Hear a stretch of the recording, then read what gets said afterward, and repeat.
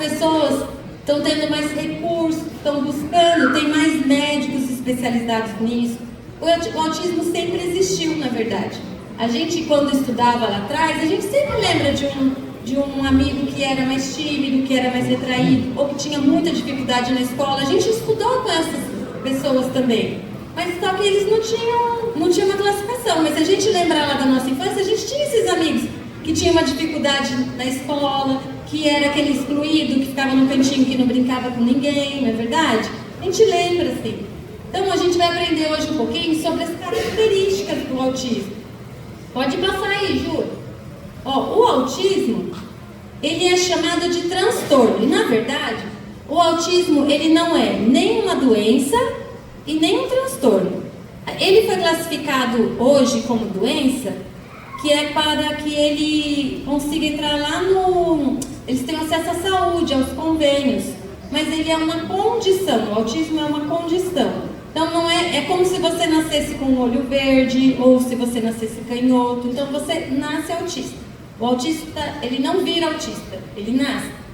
Então ele é uma condição do neurodesenvolvimento aqui, tá? E ele tem diversas características. Não tem assim, você olha e fala, é autista. Não. É muito difícil para você identificar, para que você consiga um laudo, isso tudo é muito difícil. Pode mudar aí para mim. Isso aí, Ju. O primeiro que a gente mais observa é essa rigidez comportamental. O que é isso? Ele não consegue lidar com as emoções. Ele não consegue lidar nem com muita alegria, nem com muita tristeza. Ele não consegue falar se ele está triste, se ele está querendo ir embora. Às vezes isso acaba virando uma crise. Se ele está com dor, às vezes ele não consegue falar que ele está com dor. Então ele tem uma dificuldade de comunicar isso para a família, para as professoras. Então a gente consegue, em observação, entender o que as crianças estão precisando.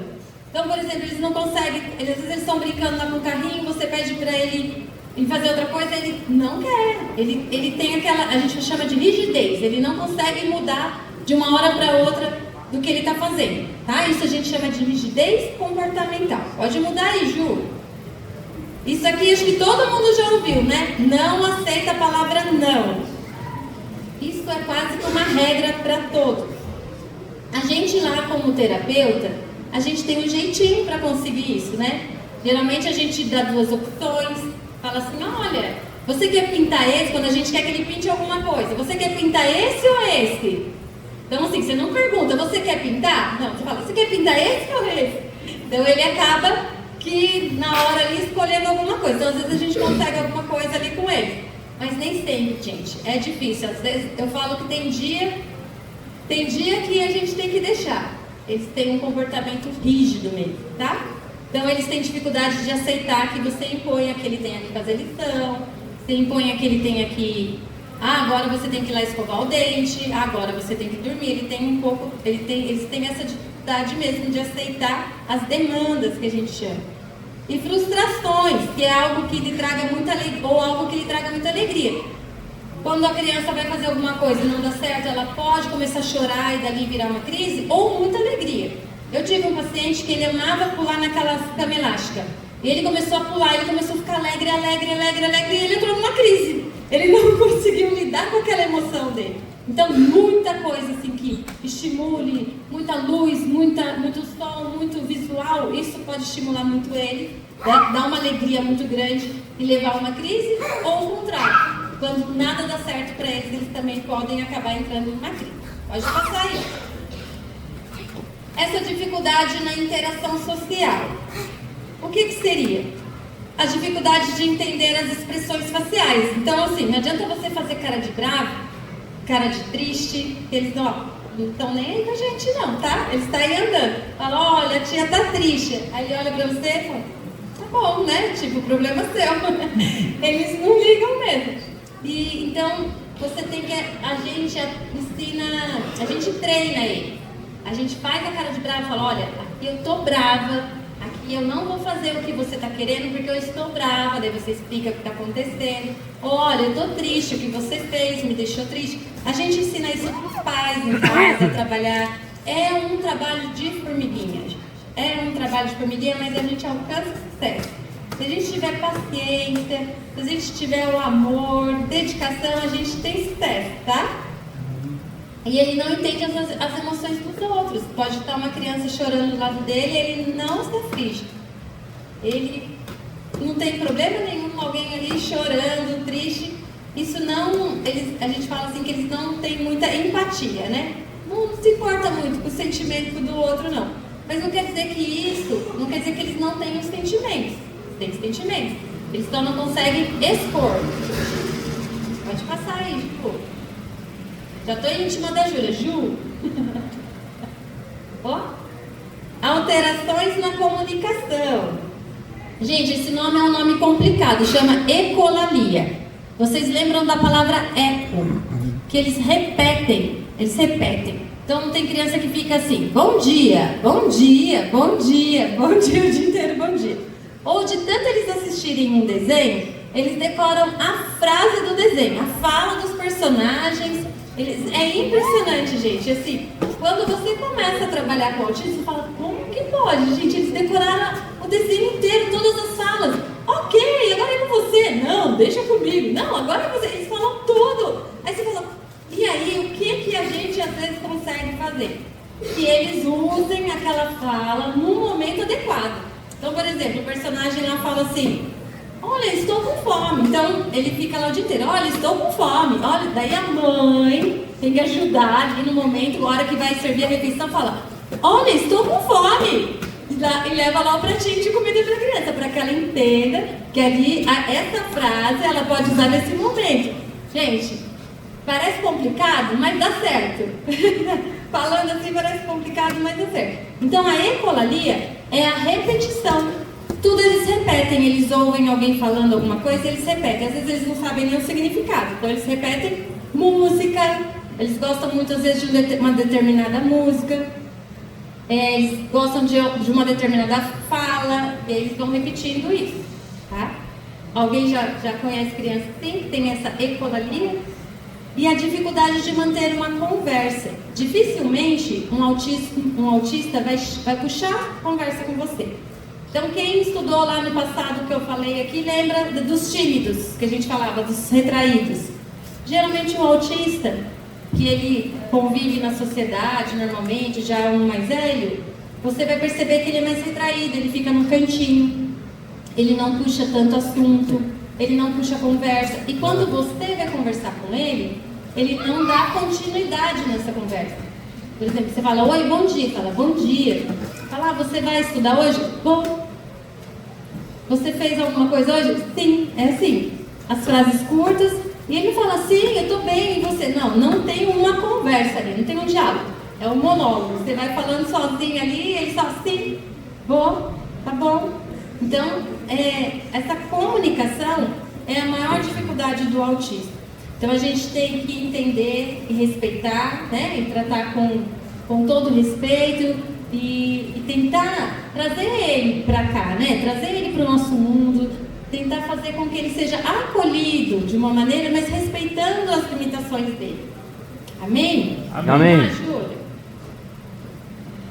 Podem ter atraso ou ausência da fala. Tem algumas crianças que não se comunicam verbalmente.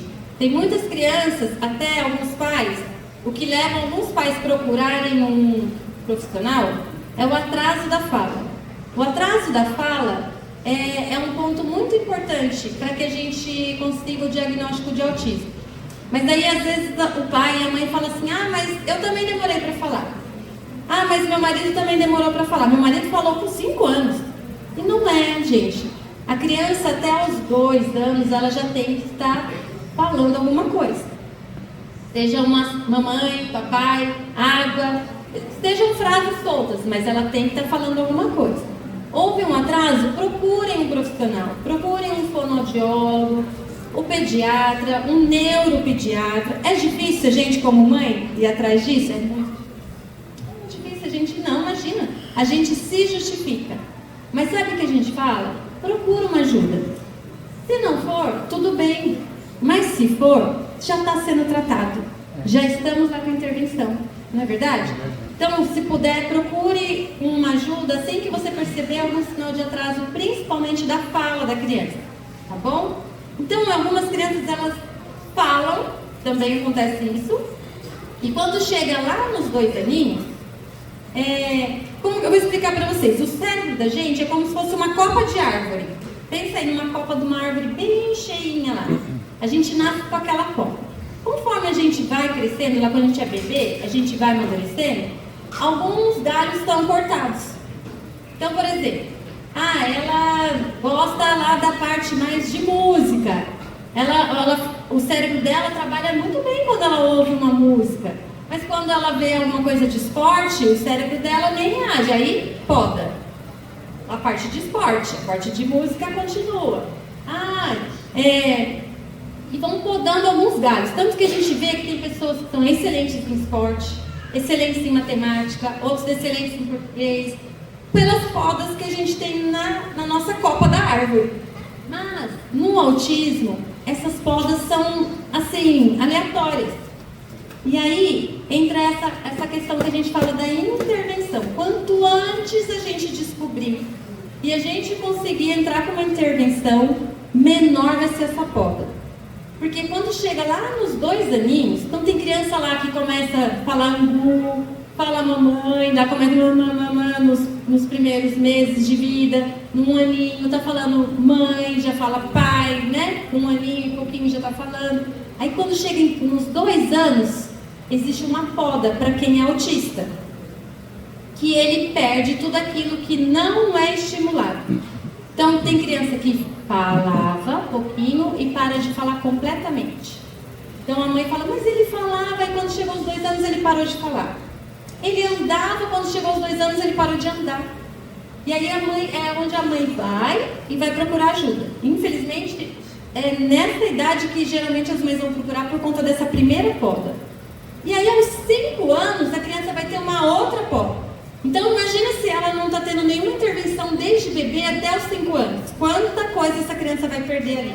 Então é importante, gente, percebeu algum atraso na comunicação, na fala, na parte motora da criança, procurem ajuda o quanto antes. Procurem um profissional, fala com o pediatra, procurem uma fono, um neuropediatra, tá? Então algumas crianças que não falam, que não comunicam, elas aprendem a apontar quando elas querem alguma coisa. Elas apontam, quer brincar aqui e não vai falar, ela vai apontar. Aí você fala, você quer um microfone? Aí ela vai fazer. Então a gente vai fazendo isso, vai se estimulando ela a falar sempre. Independente se a criança é autista ou não, tá, gente? Os bebezinhos, eles também começam a apontar. Então você finge que você não entende. O que você quer? E a criança? O que você quer? E a criança lá? Fala o que você quer. Estimula eles a falar. E existe essa palavra aí, mutismo seletivo, que é a criança que ela escolhe com quem ela fala. Ela só conversa, às vezes, com a mãe, ou ela só conversa com uma professora, e com as outras pessoas. As outras pessoas nunca ouviram a voz dela. Nossa, ela é quieta, né? Ela é tímida. Mas, na verdade, é esse mutismo seletivo que a gente chama. Ela escolhe com quem ela quer falar. Não é com todo mundo que ela fala, não. É bem complexo, né, gente? Eu falo assim que o autismo, ele não vem com uma regra, né? Tem isso. Então, a criança pode ter isso, a criança pode ter outra coisa e falar normalmente. Então, a gente tem que... É um conjunto. A gente tem que ir observando todas as características para que a gente consiga um diagnóstico. Que é muito difícil. Não é assim, tem isso e já tem um diagnóstico. Não. São observações, são avaliações. E o neuropsicólogo é quem vai fazer isso, e é quem vai observar. Pode passar aí, Júlio. Deixa eu tomar mais uma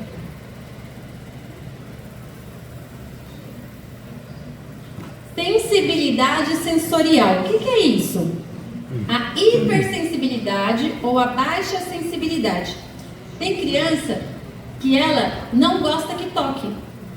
Ela não gosta, ela se sente muito incomodada se coloca a mão, ou se coloca a mão na cabeça, ou se vai abraçar, ou se vai beijar. Tem criança que não gosta. E tem criança que não sente. A criança pode cair, bater a cabeça no chão e ela não sentiu nada.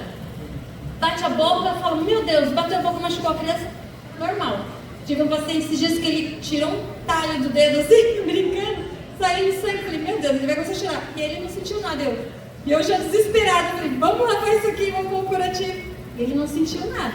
Então a gente, como igreja, é importante a gente conhecer. Como que a gente vai conhecer? Já perguntar para a mãe. Pergunta para a mãe, como que ele gosta de ser tratado? Como que ele gosta de ser cuidado? Isso é muito importante. O maior aprendizado que a gente tem é com uma mãe e com um pai de autista. Como que você quer que a gente trate ele? Como que ele gosta? Ah, ele não gosta que põe a mão. Ninguém vai pôr a mão. Ah, ele gosta de abraço. Todo mundo vai abraçar. Então a gente tem que respeitar esse indivíduo. E aí, às vezes a criança tem a sensibilidade de som alto, tem que usar às vezes aquele abafador, porque eu vi uma menininha falando na internet essa semana, que ela falou assim, que quando ela escuta muito barulho, uma autista falando, ela está no 8º ano, ela falou que quando a sala de aula está com muito barulho, ela precisa ir embora, porque é como se ela estivesse tomando várias vacinas no ouvido, a dor que ela sente. Ela falou, não dói tomar vacina? Ela falou, eu sinto essa dor no meu ouvido, e por isso que eu entro em crise e eu preciso ir embora. Então a gente não tem noção de como que é isso, como que é importante a gente conhecer isso para a gente se colocar no lugar do outro, né? Tem criança que tem dificuldade com luzes, que isso pode alterar o comportamento dela. Tem criança que tem com textura, não come textura de comida mole. Tem criança que só come batata frita. Tem criança que tem um paciente que ele só toma Yakult. Imagina o desespero dessa mãe. Ele só toma Yakult. Aí a mãe tem que dar uma disfarçada, tem que misturar alguma coisa, suplemento para essa criança tomar Yakult. Porque, gente, como sobrevive tomando Yakult? Então, assim, é uma dificuldade muito grande que esses pais e que essas mães enfrentam. E nós, como igreja, nós estamos aqui para aprender e para que a gente não seja uma barreira, mais uma barreira para essas famílias, não é verdade? Que a gente seja uma porta aberta aqui para receber essas famílias. E com cheiros, sabores, também a gente vê essa sensibilidade. Gente, sensibilidade sensorial não quer dizer que é só autista que tem. Até eu falo que minha mãe conta que quando eu ia pra praia, eu não colocava o pé na areia. Eu erguia as perninhas assim, minha mãe tinha que me levar, tinha que pôr meia às vezes no meu pé. Mas é porque às vezes a gente tem pessoas que têm problema de pisar na grama, de pisar na areia, de mexer em algum tecido, falar, ai, nossa, dá nervoso com a mão. Isso chama sensibilidade sensorial. Coisas que todos nós temos de alguma coisa, tá? Não fica assim, ai meu Deus, eu tenho isso, será? Será? Não é assim que funciona. Vamos lá, Júlia. Hiperfoco. Hiperfoco é alguma coisa que a criança gosta muito. Eu coloquei aí um desenho do dinossauro, porque o dinossauro ele é o campeão. Gente, eu acho que 90% dos autistas amam dinossauro. E eles conhecem tudo do dinossauro. Eles conhecem o que come, onde viveu, se voava, se nadava, quantos quilos tinha. É impressionante. Mas daí tem outros também. Tem o sistema solar, que a criança conhece todos os planetas, a ordem que fica. Tem Patrulha Canina, que eles gostam muito também. Os Pitiquinhos, Turma da Mônica. São personagens que a gente observa que as crianças gostam muito. E é interessante. E também um dos campeões é a língua inglesa. Gente, quase todos os autistas, eles têm uma facilidade de aprender inglês. E olha, a gente sente uma inveja assim. Como que aprende? Teve um dia que a gente estava conversando, eu estava conversando com um paciente, ele começou a falar inglês. Eu falei, meu Deus, será que ele está falando inglês? A mãe dele, eu não sei também se ele está falando inglês, porque eu também não sei falar inglês. Aí eu tenho uma irmã que fala inglês. Aí eu liguei pra ela e falei, Gi, ouve aí, ele tá falando inglês direitinho? Ela, tá, irmã, nossa, ele conjuga o verbo tudo certinho. Olha que lindo. Então a gente fica impressionada. Daí falou, ele aprendeu sozinho, assistindo televisão. Como que pode, gente? Não é? Que explicação que a gente tem? Então a gente tá diante de uma geração aí que a gente não teve vamos colocar 20 anos atrás? Não era assim. 10 anos atrás já não era assim. Então nós estamos diante de algo que assim, está crescendo aos olhos de todo mundo. Todo mundo conhece algum autista. Todo mundo já ouviu falar de alguém que tem um filho autista. Não é verdade? Então, Deus está nos preparando. A gente não tem mais desculpa de falta de conhecimento. Porque as informações estão chegando. Gente, eu vim lá de Sabaúna. Vocês não vão ter mais desculpa não. Deus manda as informações, não é verdade? Deus manda. Então assim, prepara. Eu falo que quando Deus manda assim, ó, que a porta esteja aberta, que Deus está nos preparando, que algo novo vem aí, não é verdade? Aleluia. Amém? Que algo novo vem aí. E a partir da próxima semana, essa igreja já seja conhecida como uma igreja inclusiva. Não é esse o nosso objetivo, né? Nosso foco, que seja uma igreja inclusiva. Então, ó, os comportamentos repetitivos, eles gostam de ficar girando rodinhas de carrinho, uns brinquedinhos que giram, eles gostam sempre, brinquedinho, eles gostam muito de ventilador, tudo que gira eles gostam muito. Balançar as mãos, as crianças geralmente têm essa estereotipia de balançar as mãos, balançar o corpo, girar o objeto, e a dificuldade de dividir o brinquedo. Aquilo que está na mão dele, não tente tirar, irmãos, não tente tirar, deixa ele brincar com aquilo, que é melhor, porque senão você vai arrumar confusão. Deixa eles brincar. E geralmente eles já trazem de casa o brinquedo deles. Eles têm um brinquedo de apego, e eles levam e não deixam, as tias do Ministério Infantil aí, não deixa essas crianças perder esse brinquedo. Cuida do brinquedo, na hora de ir embora, lembre de mandar o brinquedo para a criança, que é o brinquedo de apego dele. Vamos lá para o outro, Júlia.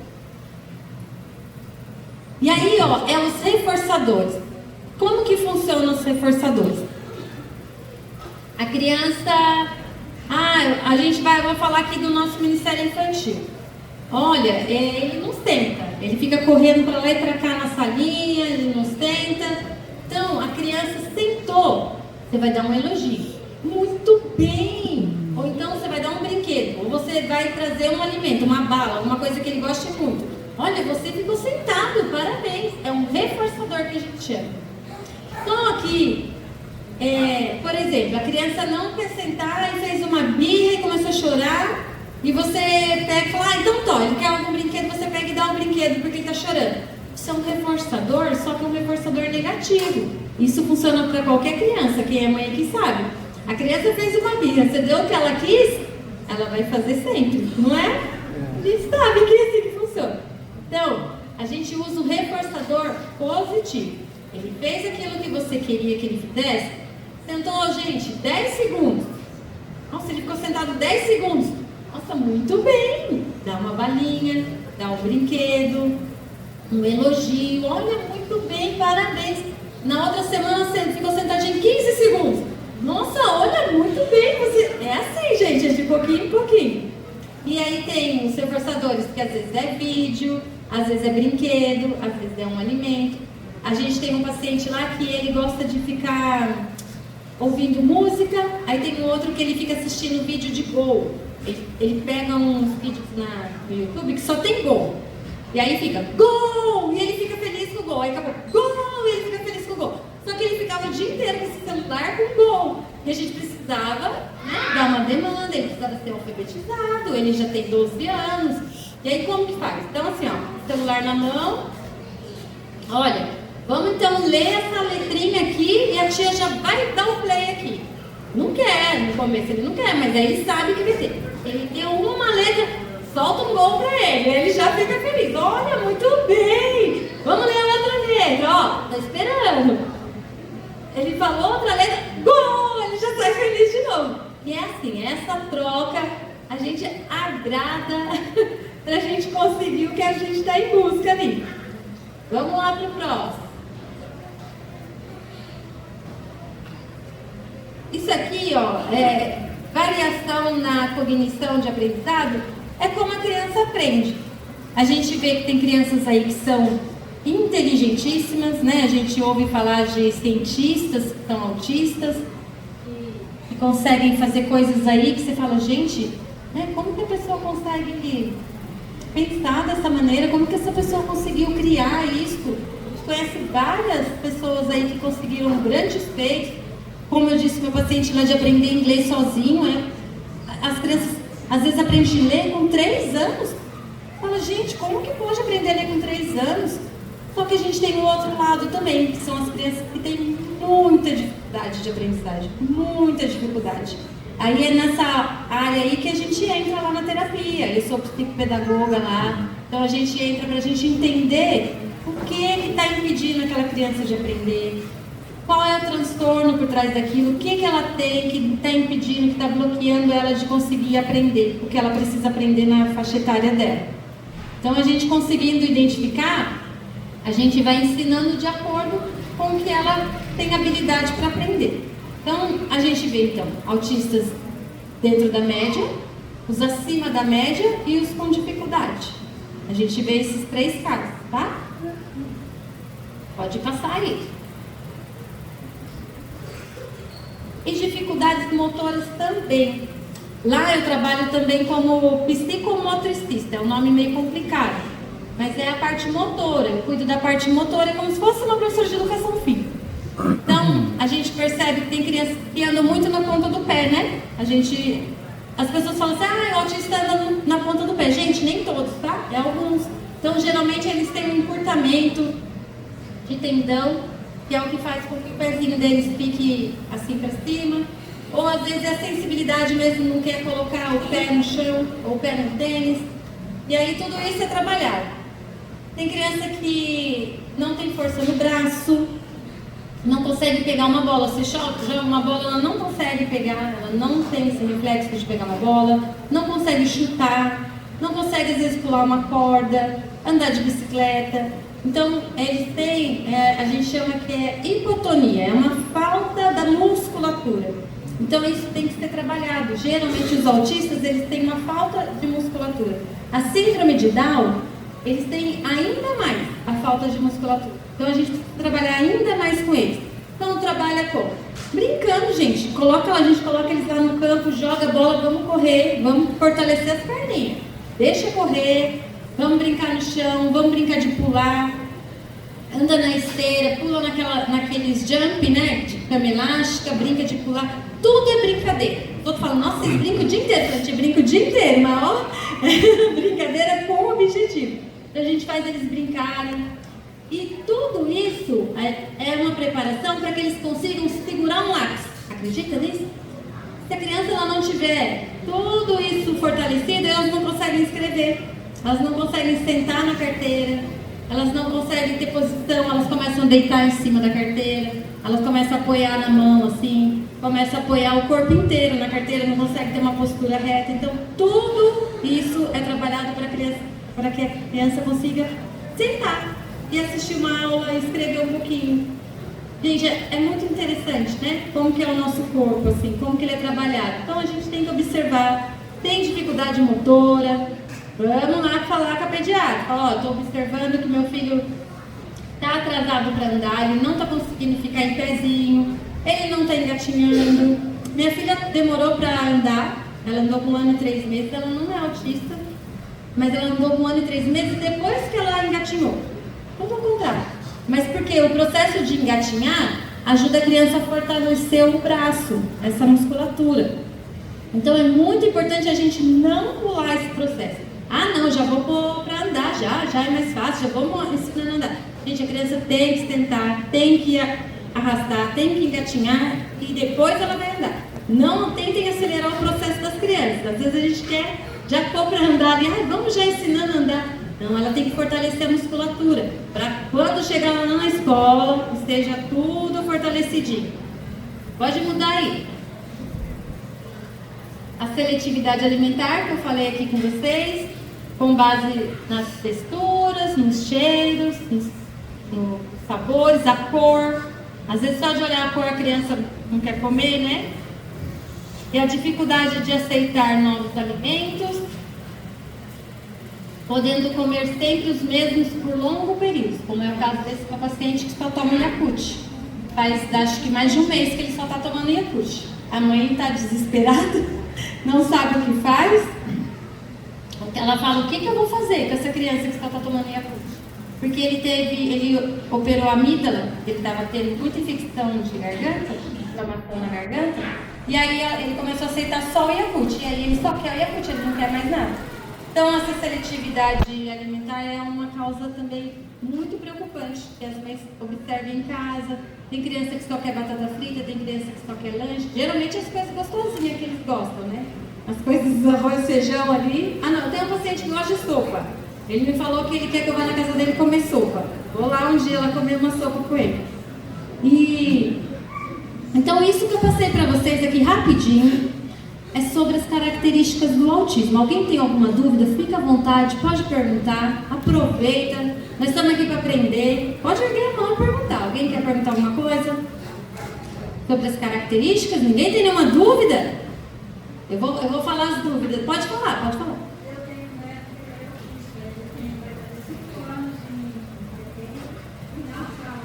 Ele não fala? E ele já foi no fonoaudiólogo?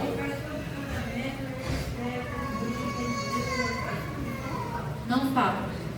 A gente faz o tratamento, né? Às vezes a fala vem, às vezes demora um pouco, né? Eu tenho pacientes que não falam, que já têm 10 anos e não falam. A gente não sabe, mas às vezes vem de repente. Gente, eu tinha um paciente que não falava nada.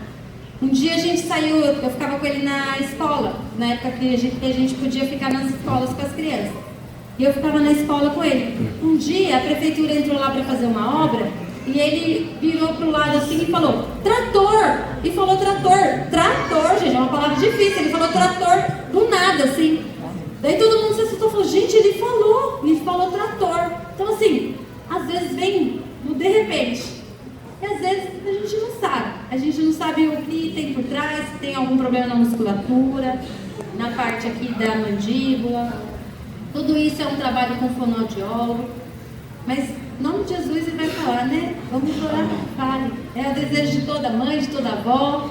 Ouvir da criança uma mãe, uma vovó, né? A gente sabe disso. Como é difícil, né? Porque as pessoas muito me perguntam se celular dá autismo. Já ouviram isso? Criança que fica muito no celular, ela pode virar autista? Ninguém vira autista. Mas o celular, ele causa uma dependência nas crianças. A gente vê, bebezinho, já, quer todo olhando na tela, não é? Ele causa uma dependência. E para o autista, é uma dependência muito maior. Eles ficam dependentes de tela, que a gente não consegue mais ofertar nada, a gente não consegue oferecer nada, a não ser que esteja com o celular junto. Então, no começo, a gente começa a trabalhar, fazer alguma atividade no próprio celular. Daí a gente tenta mudar para um tablet, daí a gente tenta mudar para um computador, até que ele larga o celular e a gente consiga oferecer um papel. Porque as crianças não gostam muito de papel. Mas a gente tenta fazer isso. Então, o celular, ele causa uma dependência, né? Não quer dizer que é o celular que dá autismo, porque eu já ouvi algumas pessoas falando isso na internet. Não é. E muitas pessoas perguntam também, como que a gente fala? A gente chama o quê? O autista? A gente chama, como que a gente chama? Toda vez que vocês forem falar de alguém com autismo, ou com paralisia cerebral, ou com deficiência, lembra sempre que a pessoa, ela vem antes de qualquer doença, de qualquer transtorno, de qualquer problema. Então você vai falar sempre assim, a criança autista. A pessoa com paralisia cerebral, por exemplo. Então, sempre a pessoa ou a criança, ela vai vir antes do que ela tem. Então, a criança com TDAH, que é aquela hiperatividade, que é aquela criança agitada, e também pode ser aquela criança distraída, que não lembra onde guardou as coisas, que perde tudo, né? Que isso, olha, isso daí eu falo que está acontecendo demais também. Então, sempre quando vocês forem falar de alguém com algum transtorno, com alguma deficiência, você lembra que a pessoa ou a criança, ela sempre vem antes. A criança com autismo. Amém? Amém. Bom, a gente vai falar agora sobre a importância da inclusão e do acolhimento na igreja. Nós somos igreja. Amém? Amém. Nós estamos dispostos a isso. Eu achei lindo, o pastor falou assim, irmã, nós temos o interesse, mas nós não temos o conhecimento. Gente, isso é um privilégio, sabe? Porque as pessoas têm fechado porta de escola para os autistas. As pessoas têm fechado portas de igreja para autistas. Ninguém quer. Não dá trabalho, entra em crise. As pessoas não querem se comprometer. As escolas inventam lá que estão em reforma só para que não receba nenhuma criança autista. A gente está em obra, tá um barulhão, você quer matricular aqui? Pode matricular. Mas olha, tá um barulhão, sabe? É uma obra que não termina nunca, que é só para não receber a criança. Então, assim, infelizmente, os professores... Eu vim hoje para cá, foi até interessante. A gente pegou um Uber e era uma mulher. E ela falou pra gente que ela tem 2 netinhos autistas. Olha isso, é Deus, né, gente? E ela contou que não tem ninguém para cuidar dos netos dela na escola. E não tem acompanhante, que fica uma fila de espera. Ela tem 2, são gêmeos, é um casalzinho de 8 anos, né, que ela falou. E aí ela falou assim que não tem ninguém que cuide dele. Porque eles choram, eles entram em crise, e aí não tem ninguém para ficar junto. Aí todo dia a escola liga para a mãe buscar, quando não é um é outro, quando não é um é outro, quando não é um é outro. Como que faz? Como que essa mãe pode trabalhar? Como que essa mãe, qual a vida que essa mãe consegue ter fora, né, daquele tempo que ela tem com as crianças? Então, assim, Deus está levantando uma geração mesmo nova, nós não entendemos por quê. Talvez você saiu da sua casa hoje e fala, o que eu estou fazendo aqui? Por que eu estou assistindo essa palestra de autismo aqui? Por quê? Mas Deus está levantando a mim, a vocês, para essa geração. Aleluia. Para que a gente não feche porta. Amém. Para que a gente acolha. Gente, não é fácil, eu trabalho todo dia com autismo. Não é fácil, tem dia que é difícil, tem dia que eles estão difíceis. Mas é o que Deus tem nos apresentado. E é o que Deus tem colocado aí, né? O que o pastor falou. Nós estamos aqui para até Jesus voltar, nós temos que fazer o que Ele quer que a gente faça aqui nessa terra. A gente tem que continuar a obra, não é isso? Então, igreja, pode passar aí, Júlio. Que a gente consiga, que a gente aprenda a ser uma igreja inclusiva. Ó, antigamente, acho que é na época lá no início do século, as crianças que tinham alguma deficiência física, alguma deficiência mental, né, que eles chamavam antes de retardados, né, a gente lembra desses nomes aí, era retardado, doente mental, hoje em dia não falam mais. Mas essas crianças, elas ficavam dentro de casa, elas não podiam sair de dentro de casa, porque elas não conseguiam conviver com outras pessoas. Mais antigamente ainda, lá em 1800, 1700, lá, essas crianças elas eram abandonadas nas florestas. Eles entendiam que era uma maldição. Graças a Deus que hoje temos conhecimento. Amém. Graças a Deus que hoje isso não cai mais sobre esses pais, sobre essas mães, esse medo. Ai, será que a gente tem pecado? Não é isso. Não é isso. Não é isso. Fique em paz. Isso não é maldição para a sua vida. É filho, é bênção. Filho é bênção.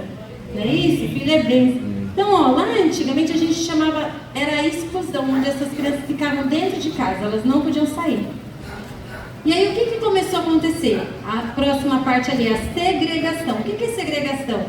Que tem um espaço separado. Eles vêm, aí, mas tem um espacinho separado. Ó, essas crianças, elas vão ficar ali no cantinho, porque elas têm as APAI. Quem conhece a APAI, né? Antigamente a gente só tinha APAI, não é isso?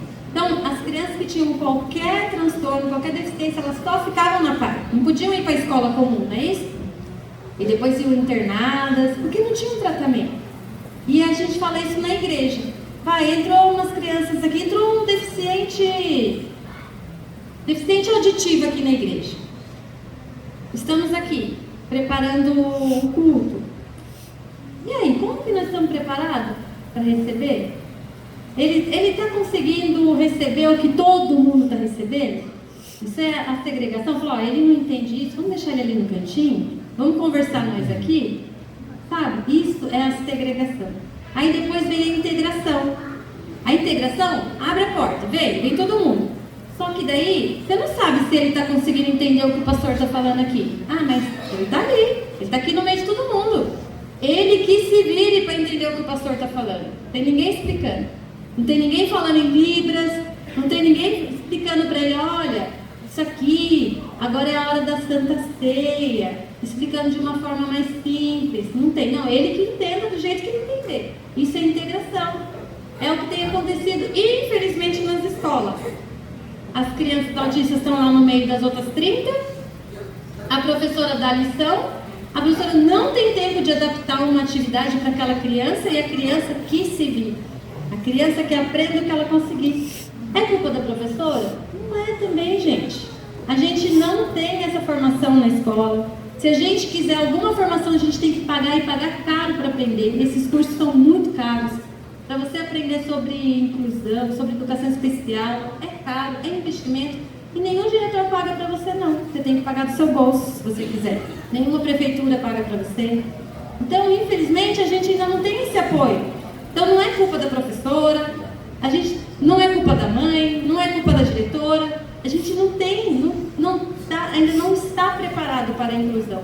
A gente vai chegar lá. Em nome de Jesus. Eu vejo uma geração sendo levantada aqui, de professores, né? Para que a gente consiga chegar lá. Que a gente consiga tornar a vida deles mais inclusiva. E para que a gente consiga que o ambiente se adapte. Então é isso, olha. Hoje nós estamos aqui aprendendo como adaptar esse ambiente para os autistas. Não é isso, pastor? Para isso que eu estou aqui?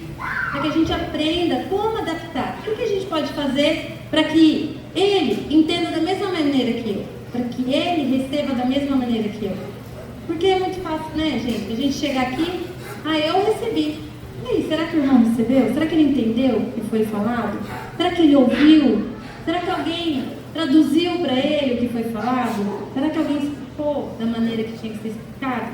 A gente começar a olhar um pouquinho por mão do lado, não é isso? Amém? Pode passar aí, Júlio.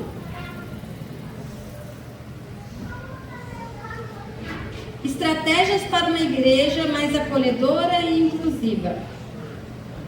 Inclusão de crianças com deficiência. Acolha com amor.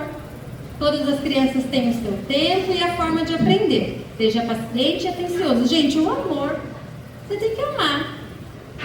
Tem hora que é difícil, tem hora que eles desafiam a gente. Eles falam que não gostam da gente, ainda fala assim, quer apanhar? Ainda fala assim pra gente. Mas a gente tem que amar. É amor, gente, amor.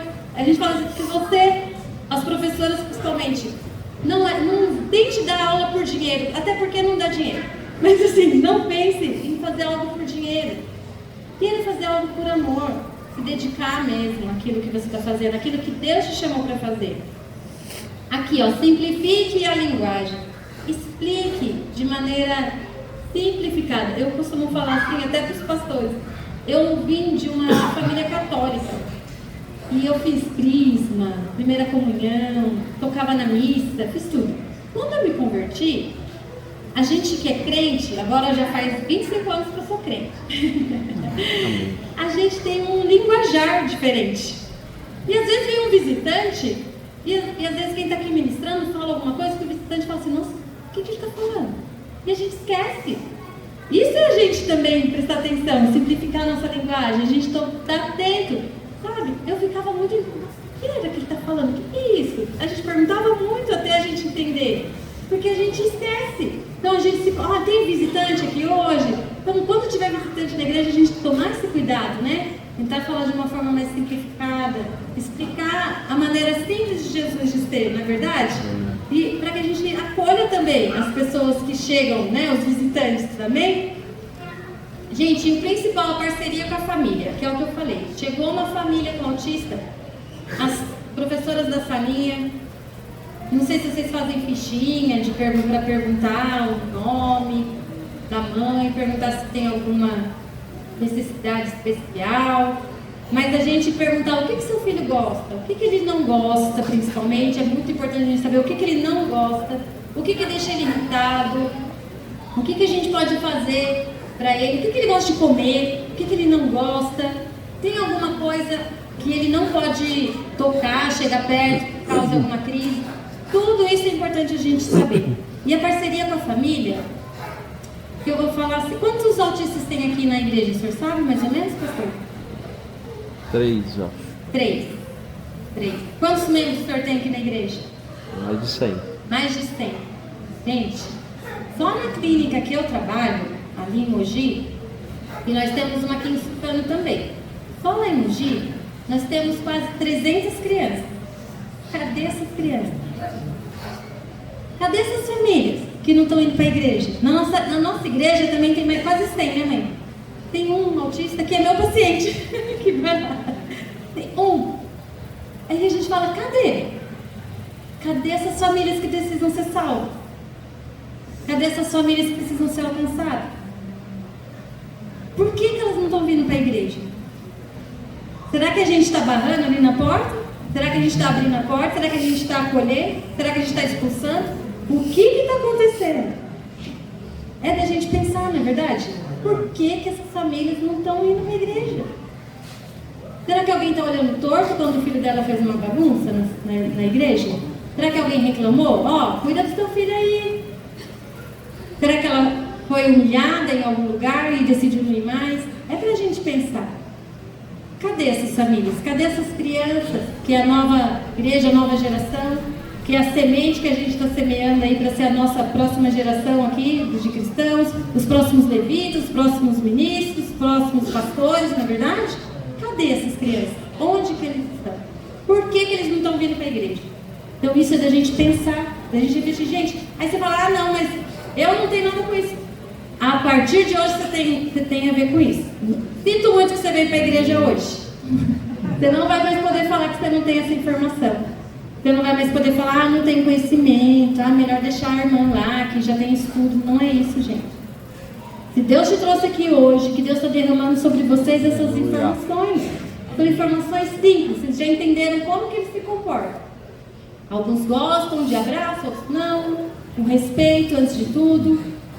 Isso vocês já aprenderam aqui, rapidinho, que em meia horinha nós já falamos. Agora, como receber, como acolher?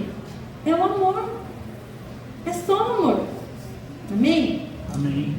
Pode passar aí, gente. Para as tias do Ministério Infantil aí, quando a gente for preparar uma atividade, a gente gosta muito de usar a rotina visual que a gente fala. Imprima o desenho. Eu vou falar de Davi. Imprime o desenho de Davi e mostra para a criança. Olha, esse era o Davi, sabe? Para que ela veja algo concreto, para que ela consiga absorver melhor. Porque vocês pegam a Bíblia lá e começam a contar a história, ou pega a apostila e começa a contar a história, só lendo, não vai prestar atenção. Vou falar a verdade, nenhuma criança vai prestar atenção. A gente sabe que eles gostam de ver o desenho. Se tiver imagem, o pastor me mandou lá da pastora falando sobre o autismo, né? Eles têm uma televisão, passa filme, o desenho, tem muitos desenhos infantis, né? Contando a história, com música, que seja aula lúdica mesmo. E isso ajuda a criança a entender sobre a palavra de Deus de uma melhor forma, da maneira simplificada, da maneira visual. Aqui, que as regras sejam claras e simples. Explica para a criança, olha, agora você vai ficar sentadinho, que a gente vai assistir o filme. E explica para a criança, se ela vai ficar sentadinho ou não sabe, a gente vai tentar. Mas isso tudo tem que ser passado todo dia para ela. Uma hora não fica, ela ficou, lembra ela do reforçador. Olha, você ficou sentadinho, muito bem. Lembre sempre do reforçador. E esse tempo de transição é muito importante. Tudo que vocês forem fazer com uma criança, você avisa com antecedência. Quem tem filho autista aqui sabe que você tem que avisar antes. Vai cortar o cabelo amanhã, você já fica uma semana preparando. Olha, a gente vai cortar o cabelo, aí você mostra o desenho de criança cortando o cabelo, você mostra a figura de cortando o cabelo, vai explicando o que vai fazer, mostra alguém cortando o cabelo no filme, para quando chegar lá para cortar o cabelo, a criança já sabe como que vai ser. Ela precisa de previsibilidade, ela precisa saber o que vai acontecer com ela. A minha filha, ela é dentista e ela atende às vezes alguns autistas. E aí um dia ela falou, como que eu faço? Eu falei, avisa, tudo que você for fazer, você avisa. Aí ela fala, olha, eu vou pôr esse aparelhinho na sua boca, mas ela põe na mão, não dói, tá vendo? Só faz barulhinho. Muitas crianças não querem ficar barulhinho, olha, e geralmente eles chegam lá com um dinossauro. Ela falou, olha, se você deixar eu fazer isso aqui na sua boca, depois a gente vai fazendo dinossauro, eu deixo você fazendo. Nossa, a criança não vê a hora de querer fazer um dinossauro. Então ela consegue muitas vezes terminar o atendimento lá das crianças, porque ela faz esse reforçador positivo aqui, porque ela avisa com antecedência o que ela vai fazer. Então assim, tudo é muito importante. Que nem hoje o pastor mudou um pouco aqui a ordem do culto. A mãe e o pai, é importante saber. Ou vai mudar a professora da sala, é importante saber. Fala, olha, hoje é tal tia que vai ficar lá com você. Hoje a gente não vai ter um louvor nem hoje a gente já vai para a palavra. Porque tem algumas crianças que elas têm uma rigidez com isso, elas têm uma dificuldade de que mude a rotina delas. Tem que ser tudo igualzinho. Lá em Sabaúna, eu dava aula para um paciente na minha igreja, que ele morava do lado da igreja de Sabaúna. E aí a gente pegava a chave da igreja na casa do pastor, que é meu tio, que mora tudo na mesma rua, gente, mas Sabaúna é tudo assim, pequenininho. Então, eu esperava ele chegar, aí ele chegava e falava, vamos lá buscar a chave com a tia na casa do pastor? Daí ele não falava. Aí ele fazia assim com a cabeça e ia todo feliz. Daí a gente ia lá e pegava a chave na casa do pastor, e voltava, abria a igreja e a gente ia lá para ter a aula. Tinha aula lá. Um dia ele demorou para chegar e eu fui, adiantei, peguei a chave lá na casa do pastor. Quando ele chegou, o portão já estava aberto. A hora que ele viu o portão aberto, o semblante dele já mudou na hora, ele já ia começar a chorar, ele já ia entrar em crise. E eu percebi aquilo, vamos buscar a chave na casa do pastor? E aqui o portão aberto, gente. Aí eu falei, então vamos, gente. Eu com a chave na mão, fui lá com ele, fingi que eu estava pegando a chave, voltei, o portão já estava aberto, nós entramos. Mas é porque ele precisa daquela rotina. Você vê, uma quebra de rotina já ia transformar numa crise, gente. E às vezes essa crise é um choro que dura por horas. Então eu consegui ali prever que ia acontecer aquela crise e evitei uma crise. Só de dar, eu fingi que a gente ia buscar uma chave na casa do pastor. E naquele dia, graças a Deus, tudo funcionou bem. Pode mudar aí, Ju. Aqui, ó. Estratégias de ensino. Então, o que eu coloquei das histórias bíblicas interativas, se tiver histórias, filmes, quando tiver autista na sala, é melhor absorvido por eles. As atividades adaptadas, nem sempre eles vão conseguir fazer a mesma atividade que as outras crianças. Às vezes você pode colocar só para ele apontar.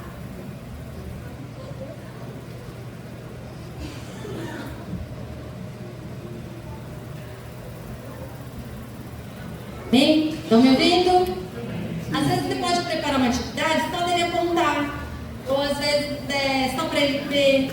Então às vezes a criança não escreve, não registra, não tem problema.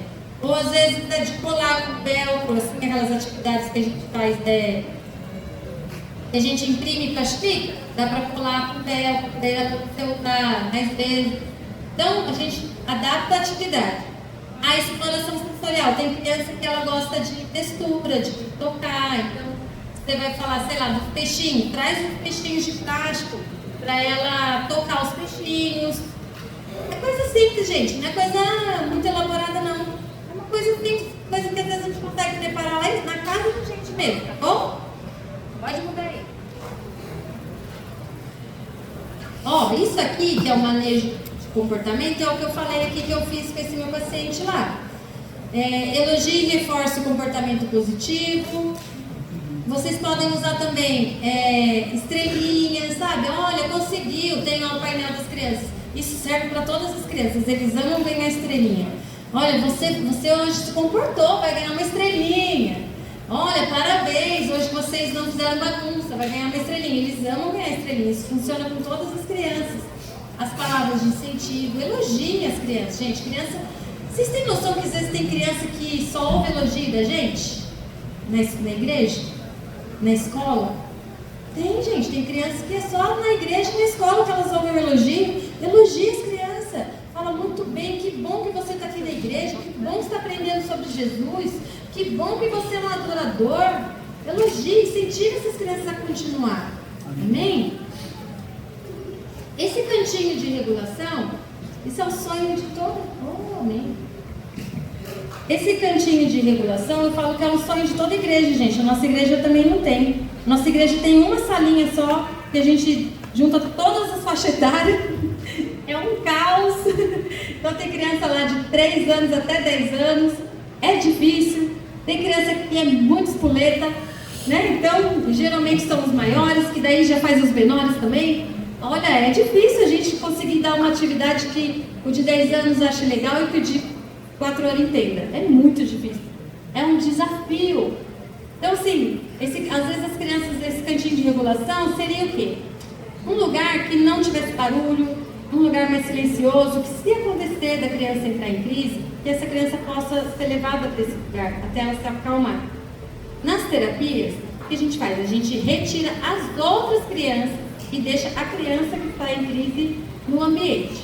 Mas na igreja, é difícil você tirar todas as crianças do ambiente. Então, você chama a mãe, você retira a criança do ambiente para ela se acalmar. Ela vai precisar sair daquele ambiente, daquilo que está causando a crise nela. Tem que tirar do ambiente. Compreenda e acolha. Então, sim, se a criança se recusar, não quiser fazer a atividade, deixa. Não force. Ah, você tem que fazer. Não faça isso. Quando eles aprendem a falar não, é muito importante. Então, a gente tem que respeitar. A gente não gosta, né? Que mande a gente fazer as coisas que a gente não quer, não é? Por que a gente quer que eles façam? Ninguém gosta. Fala, eu não queria fazer, não, mas você vai fazer. A gente não gosta. E por que a gente quer que as crianças façam, gente? Verdade. Não é cruel isso? Então, respeite.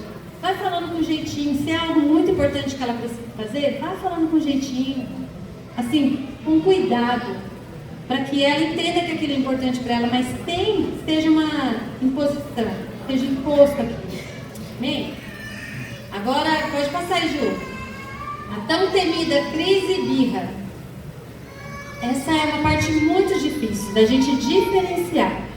Como que eu vou saber que essa criança está tendo uma crise ou ela está fazendo uma birrinha? Não é? Todo mundo, quem tem filho aqui já teve a fase de birra, né? Dos 2 anos lá que se joga no chão do supermercado, que quer as coisas, que vai no shopping lá na frente da ReHap, né? Faz aquele show no chão, que eu quero! Nossa, você não sabe onde enfiar a cara. Todo mundo já passou por isso. E isso acontece com todas as crianças. Crianças que têm autismo, crianças que não têm autismo. Todo mundo passa por essa fase aí. Então, a crise, ela ocorre aí, ó, devido à sobrecarga sensorial, que pode ser muito barulho, muita luz, muita gente falando ao mesmo tempo, muito frio ou muito calor. Isso também pode levar a criança a ter uma crise. Ela é emocional, é involuntária, podendo durar longos períodos sem resposta a negociações. Então, quando a criança entra em crise, minha filha, se ela entrou em crise, não adianta você trazer o boneco preferido dela e dar ali, que ela não vai sair daquela crise. Ela fica horas chorando, horas. Aí você fica ali junto com a criança, cuidando para que ela não se machuque, porque tem criança que bate a cabeça na parede, tem criança que se joga. Chama a mãe, gente. Alguma criança entrou em crise lá no Ministério Infantil ou aqui na igreja, a mãe esteja perto, porque a mãe já está acostumada, ela vai te ajudar ali. Não tente você salvar aquela crise ali, que é complicado. A birra, ela é um comportamento voluntário para obter algo desejado. A mãe falou não, faz a birra. E quando a mãe fala, então tá bom, toca. Para na hora, né? A lágrima parece que até volta, assim, não é assim? A birra. Só que assim, às vezes, tudo bem você dar o que a criança estava desejando, mas muitas vezes você tem que ser firme ali e falar, não, você sabe que é birra, senão toda vez ela vai fazer aquela birra. A birra de quando a gente leva para a escola, né?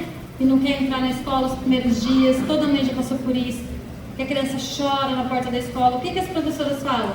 Não leva de volta, senão todo dia ela vai fazer isso. E é verdade, gente.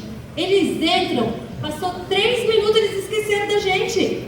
Então, lá já com as crianças brincando, às vezes a gente manda foto para a mãe e fala, ó, tá quietinho, pode ver, pai da mãe. A mãe sai sofrendo, fala, meu Deus, eu sou uma péssima mãe, deixei meu filho chorando na porta da escola. Mas não, são os desafios da nossa vida. Isso cresce a gente como mãe, cresce as crianças como filhos, eles amadurecem, isso faz parte do nosso desenvolvimento. A gente não está sendo abandonado, né? A gente está abandonando, está deixando ali para eles aprenderem, né?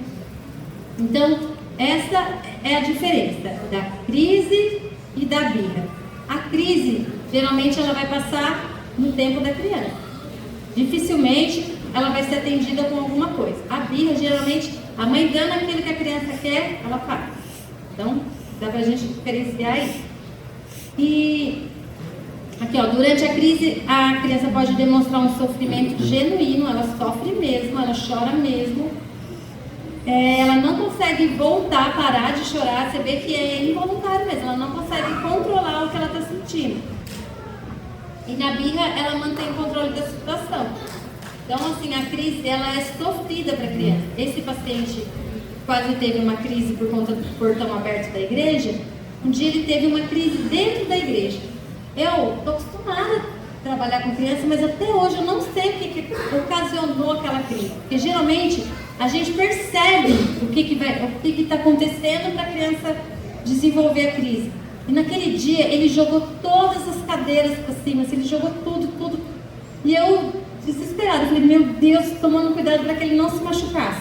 Depois que ele terminou de jogar todas as cadeiras, aí eu falei, você tá bem? Tá tudo bem? Calma, tá tudo bem. Aí ele parou, eu falei, vamos agora arrumar com a tia? Vamos, arrumamos todas as cadeiras juntas. Passou. Eu não sei, até hoje eu não sei o que aconteceu naquele dia. Mas geralmente a gente consegue prever. Pode passar aí, João.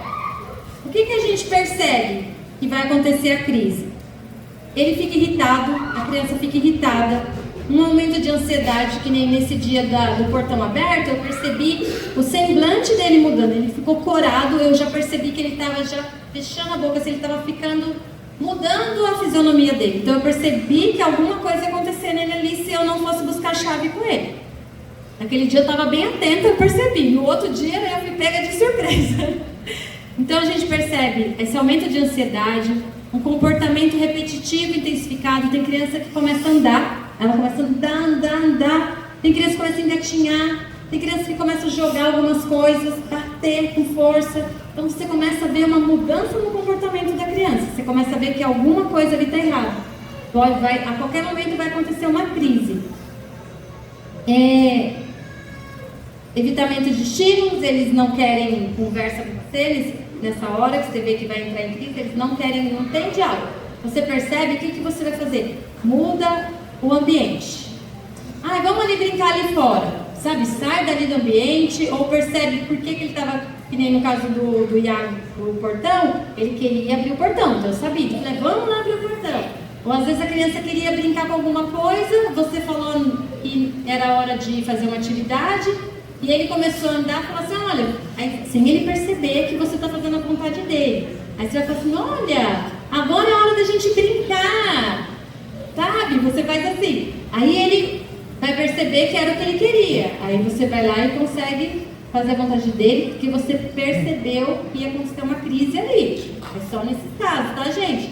Senão, isso vira rotina. Ele vai, às vezes, eles criam umas estratégias para fazerem sempre o que eles querem. Manter uma rotina estruturada, oferecer antecipação, sempre falar o que vai acontecer, tudo dos eventos. Olha, amanhã a gente vai na igreja de manhã, depois a gente vai voltar, a gente vai almoçar, você vai tomar banho, avisa, a criança ela precisa dessa rotina. Barulhos altos, mudanças na rotina, frustração, cansaço, entre outros. Pode passar aqui. Aí teve a crise, que eu falei. Então, depois da crise, age com calma. Sabe? Fala, tá tudo bem, respira. Depois que ele entrou na crise, você sempre fala, tá tudo bem, espera ela se recuperar. Tenta oferecer um ambiente tranquilo, que nós falamos aqui. Não vai chegar para a criança, ai, que coisa feia, olha aí o que você está fazendo. Não adianta, gente. Isso não é controlável nela. Elas não conseguem controlar essa emoção. Elas não conseguem dominar essa emoção nela. Não é igual a gente, que a gente aprende o domínio próprio, né? Engole, seco aqui, né? Às vezes dá vontade de falar, a gente fala, não, sou crente. Não é? Mas eles não conseguem. As pessoas até falam, os autistas não têm filtro. Eles falam mesmo. Se a gente estiver com um mau hálito, eles falam, nossa tia, que bafo!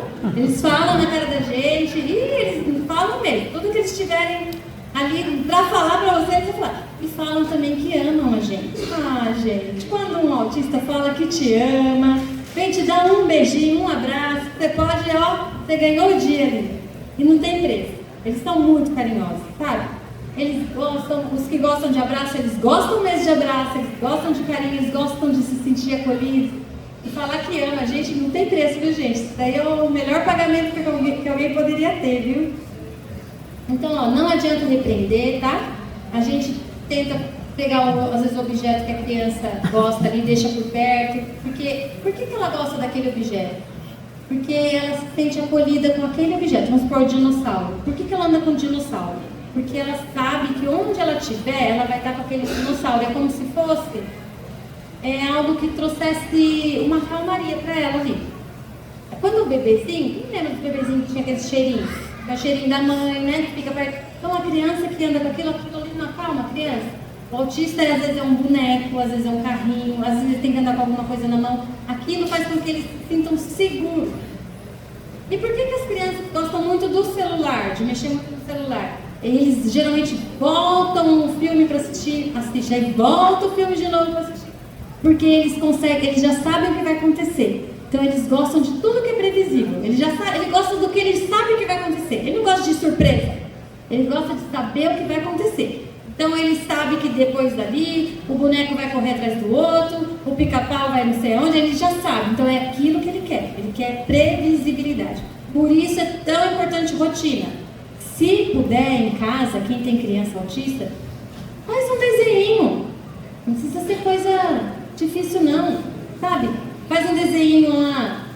Teve uma mãe numa escola, sabe o que ela fez? Na hora de fazer as coisas da casa? Ela colou assim, ó, uma escova de dente de manhã.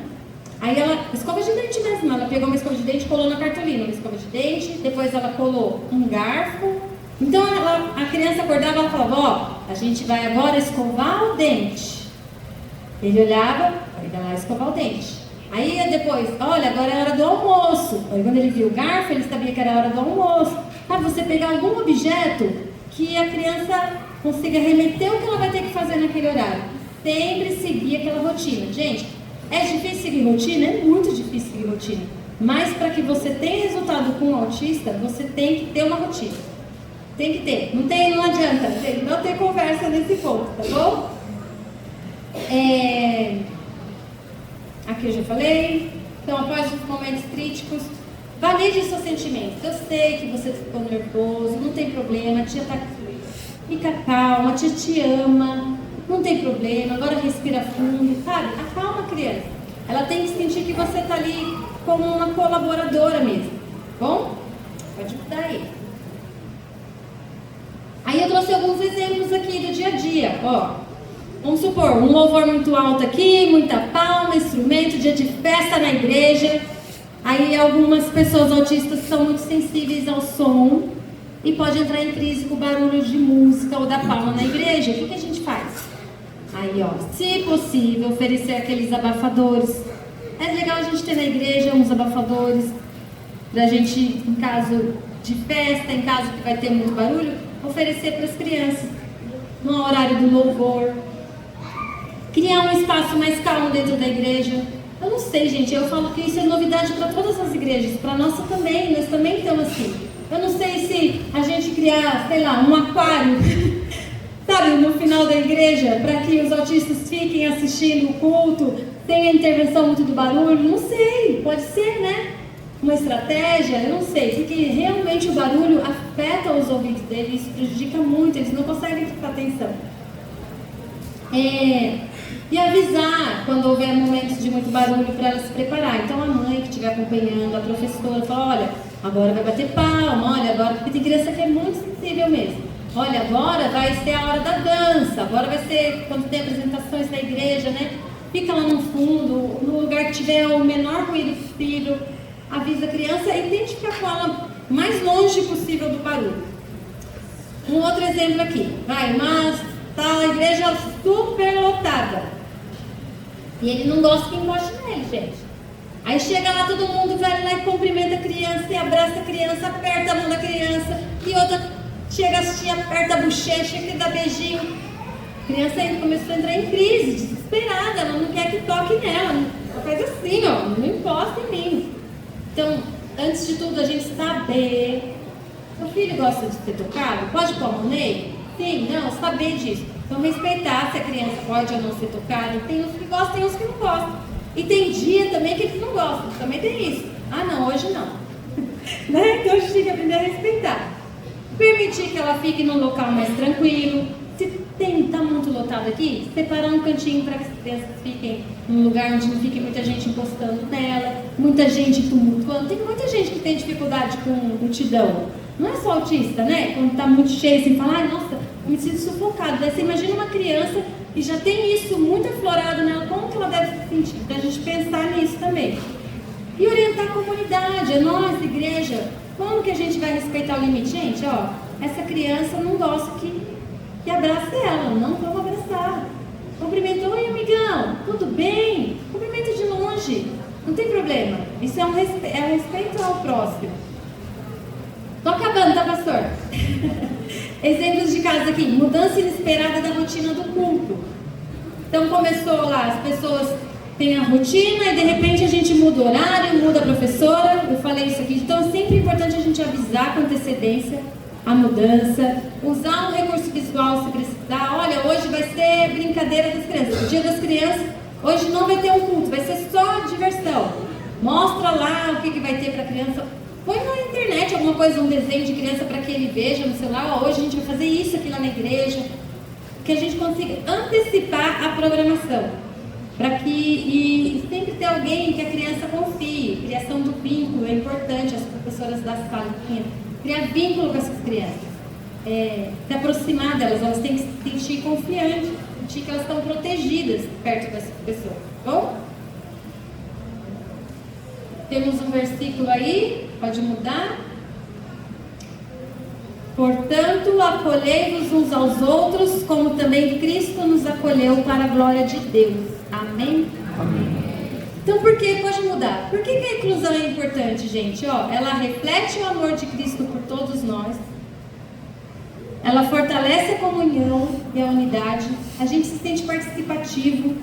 Permite que cada pessoa contribua com seus dons. Aí talvez tenha gente falando assim, mas eu nunca que eu ia ficar no ministério infantil. Mas talvez você fique ali na porta recebendo o irmão com um sorrisão. Aí você já sabe, olha, esse irmãozinho eu vou dar um joia. Esse eu vou pegar a mão. É importante. Então, a gente preparar as pessoas para elas trabalharem os dons que Deus deu a elas, não é verdade? E a igreja, ela evangeliza pelo exemplo. Não é isso, pastor? Não é pelo exemplo?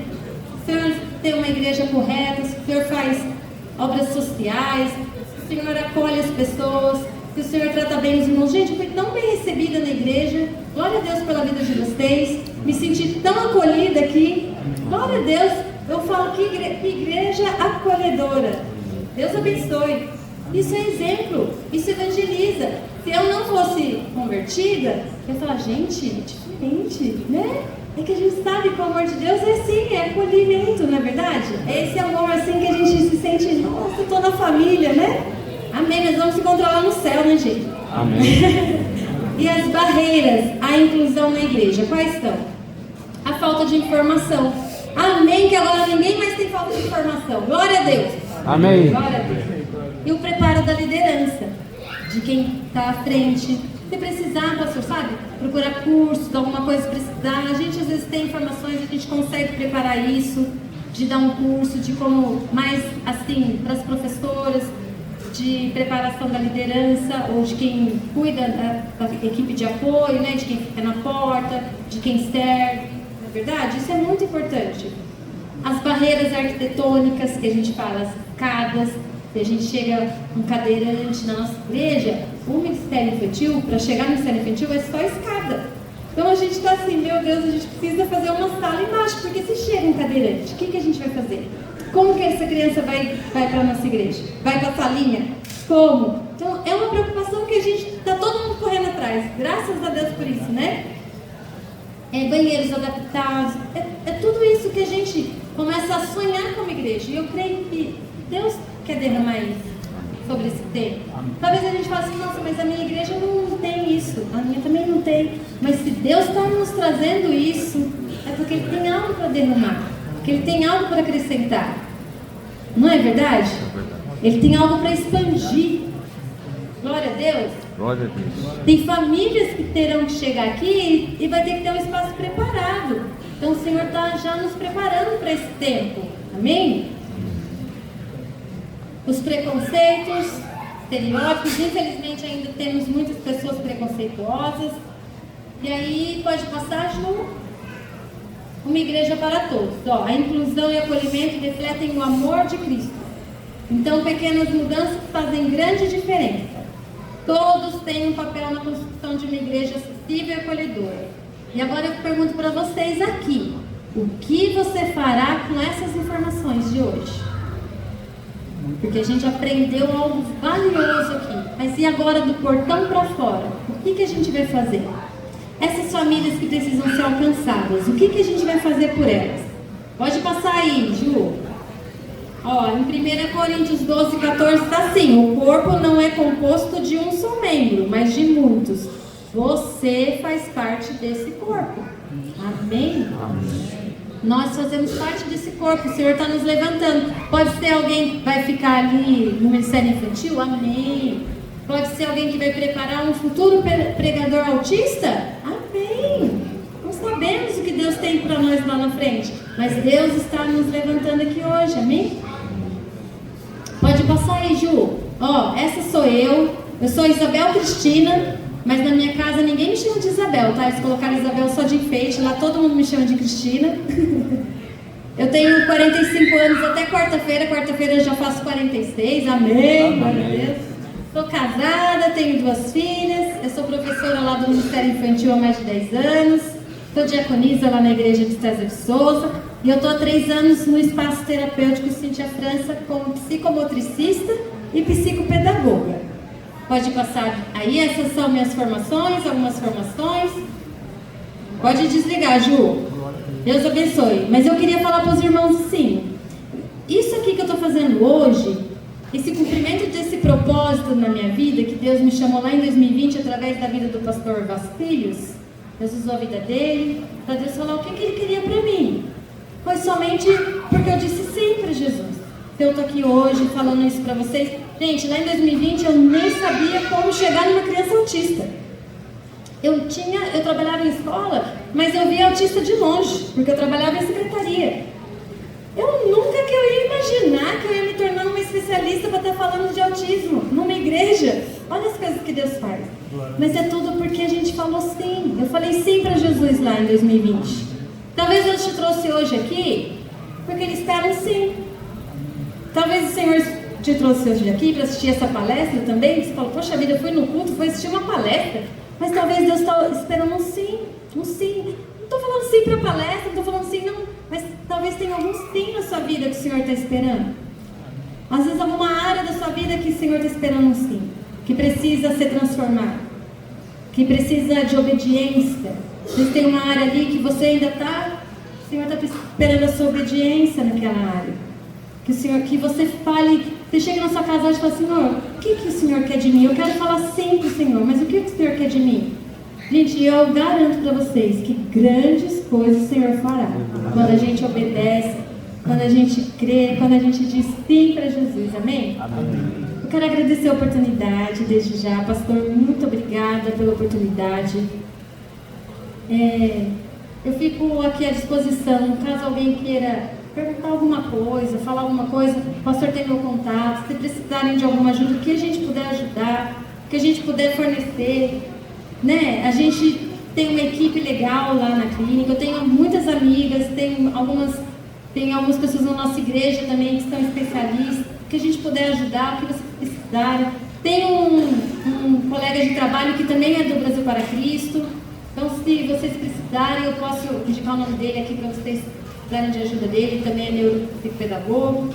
Então, gente, eu queria agradecer a atenção de vocês por essa causa tão importante, por vocês estarem dispostos a aprender um pouco mais sobre o autismo.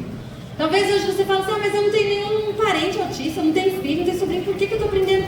Senhor, o Senhor te trouxe aqui hoje, eu também não sei, irmão. Aleluia. Amém? Eu te trouxe aqui hoje, nesse domingo meio chuvosinho, mas você saiu da sua casa hoje aqui para ter informação. Deus te trouxe aqui hoje para derramar essa informação sobre a sua vida. Aleluia. Amém? Amém. Glória a Deus. Agradeço a oportunidade. Amém. Abençoe. Glória a Deus. Aleluia.